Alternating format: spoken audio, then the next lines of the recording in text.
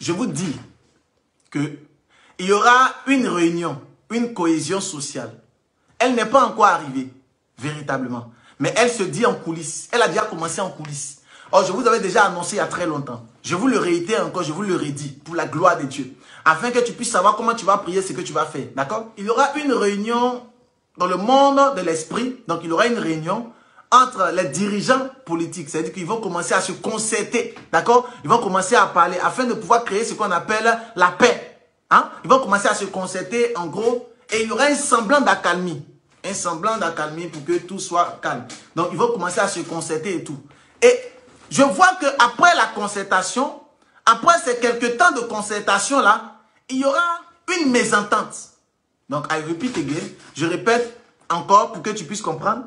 Il y aura comme une cohésion. Au niveau de la Côte d'Ivoire, je parle précisément pour la Côte d'Ivoire. Je ne suis pas encore arrivé dans d'autres nations. Je parle de la Côte d'Ivoire. Il y aura comme une cohésion, d'accord? Ça veut dire que une médiation pour que la paix puisse être là, ils vont s'appeler. Et dès que j'ai commencé à donner ces révélations, on dirait 2 jours après, on dit il y a un président, je ne vais pas dire le nom, d'accord, je pense bien que tu connais, il y a un président, l'ex-président ivoirien qui a appelé quelqu'un, qui a commencé à discuter et tout. Et ça, c'est juste une partie visible, tu vois un peu. Mais ils vont commencer à faire quelque chose même d'un peu plus professionnel. Ils vont parler et tout ça, d'accord? Et il y aura un semblant de paix. Et ce semblant de paix-là, tu le verras, d'accord? Mais je vois qu'après cette paix-là, cette paix de quelque temps-là, je vois comme des tumultes qui reprennent. Je vois comme des tumultes qui sont en train de reprendre. Ce n'est pas mon souhait, ce n'est pas le souhait de quelqu'un, ce n'est pas le souhait d'un homme de Dieu. Mais je donne les pensées par rapport à ce que Dieu dit, d'accord? Je te donne les pensées de Dieu, d'accord? Ce n'est pas mon souhait, mais je te donne la parole de Dieu, d'accord? Je ne suis pas un homme de Dieu qui annonce la paix, oh il y a la guerre. Je ne suis pas un homme de Dieu qui annonce la guerre, oh il y a la paix, d'accord? Je te donne vraiment la pensée et la vision de l'Éternel, d'accord? Donc la cohésion sera là.